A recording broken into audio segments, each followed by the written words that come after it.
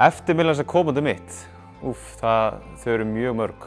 Ég er búinn að mæta komand, ég veit ekki hvað mörg skipti. Ég fattur 87, seint á árinu, þannig að ég er búinn að mæta örugglega hvert eina skipti síðan þá. Ég held að foreldrar mínir hafi tekið mig þangað. Bara yfirleitt, já, alltaf.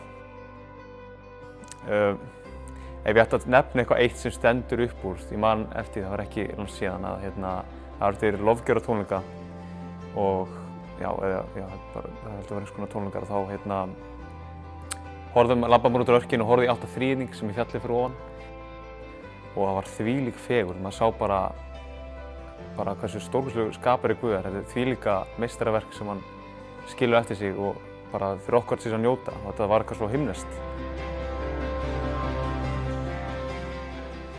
Og þar sem ég er svolítið náttúruunnandi þá snerti þetta svolítið við mér bara og þetta stóð svona, ég myndi segja þetta standi upp úr og þess vegna er þetta eftirminnilegasta komandi mitt.